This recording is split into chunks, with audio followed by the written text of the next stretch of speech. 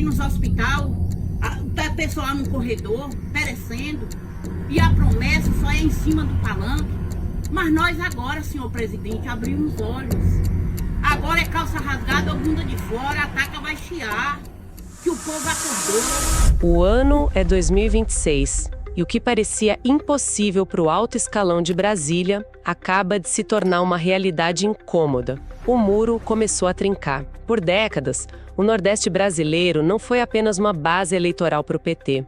Foi uma fortaleza impenetrável, o porto seguro que garantiu vitórias mesmo quando o resto do país virava as costas. Mas os dados mais recentes das pesquisas Quaest e Atlas Intel trazem um veredito que está tirando o sono dos estrategistas do governo. A aprovação de Lula na região despencou de 65% para a casa dos 58% em menos de um ano. São 7 pontos percentuais que evaporaram.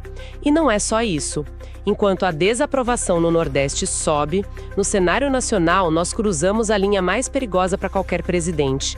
Hoje, mais brasileiros rejeitam o governo do que o aprovam. O que está afastando o eleitor fiel? Seria o custo de vida que não para de subir? Ou uma fadiga de um discurso que já não enche o prato de quem está na ponta? Hoje vamos analisar os números reais, os bastidores desse desgaste e o que essa ruptura histórica significa para o tabuleiro de 2026. O jogo mudou e você precisa entender o porquê. Mas antes de continuar, curte esse episódio, se inscreve no canal Política Hoje, porque aqui a gente analisa a política sem filtro e sem narrativa pronta.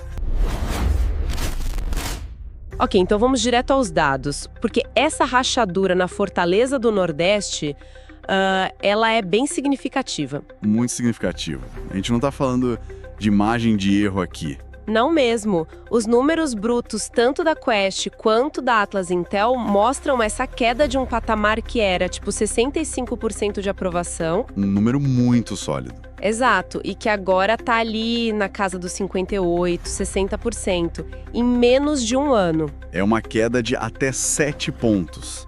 E isso, em política, é um abalo sísmico, principalmente onde se esperava estabilidade total.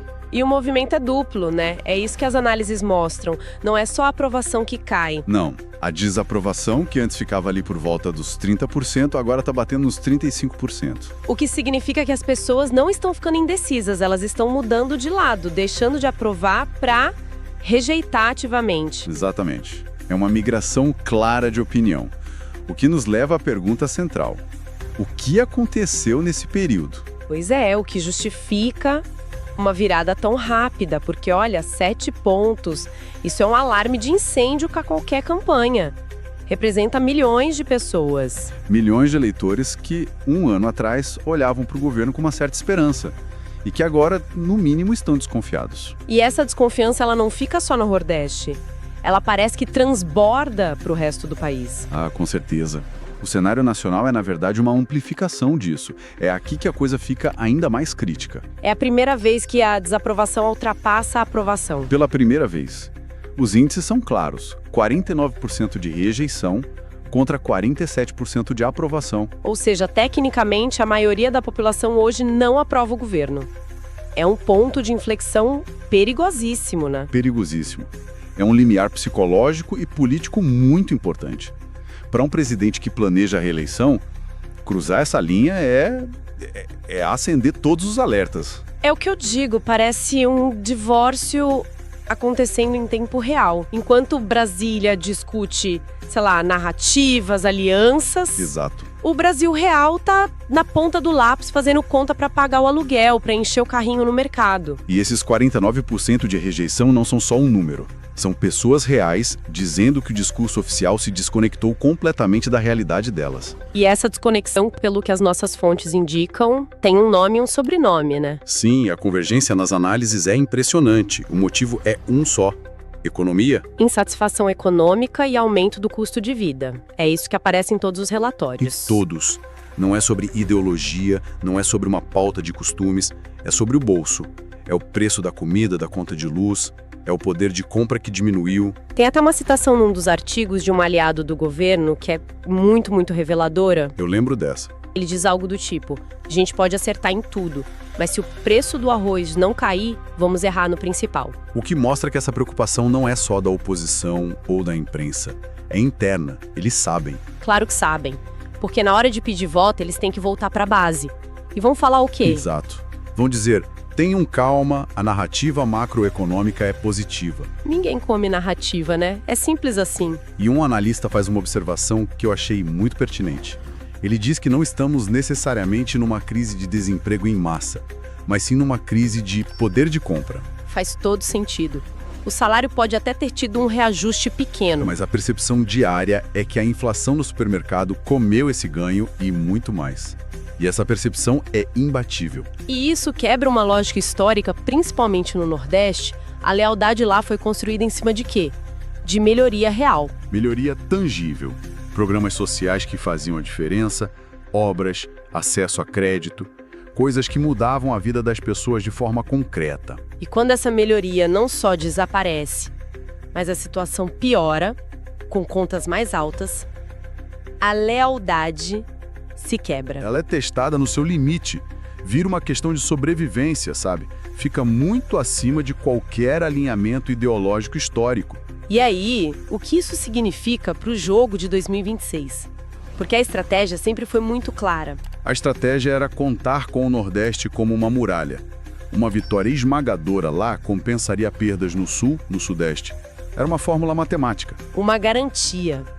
O Porto Seguro. Exato. E agora essa fórmula está em xeque.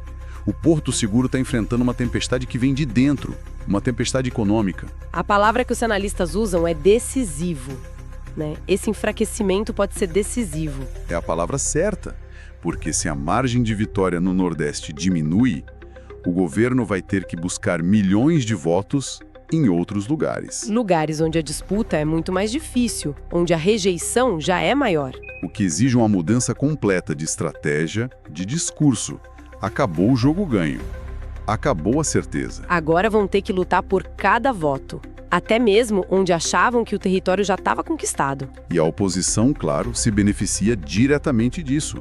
O discurso deles fica muito fácil. Praticamente se escreve sozinho. Sim, é só apontar para a gôndola do supermercado. É a pesquisa de opinião mais honesta que existe e ela acontece todo dia, toda hora. E não há marqueteiro, não há propaganda que consiga competir com o preço do óleo de soja, do feijão. É uma batalha de narrativas onde um lado tem um PowerPoint e o outro lado tem o cupom fiscal.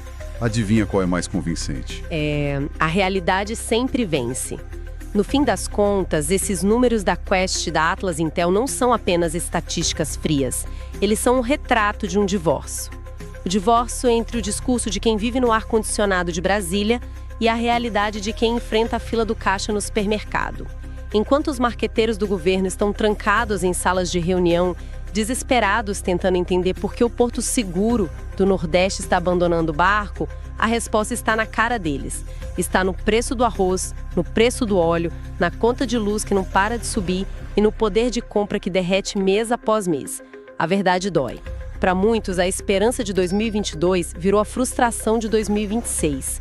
O governo parece mais preocupado em salvar a própria reeleição do que em salvar o bolso de quem sempre estendeu a mão para eles. Eles acharam que o apoio seria eterno, mas esqueceram que gratidão não paga boleto. Mas agora eu quero ouvir a voz de quem realmente sente o peso dessa economia. Eu tenho um desafio para você que é do Nordeste ou de qualquer lugar desse Brasil.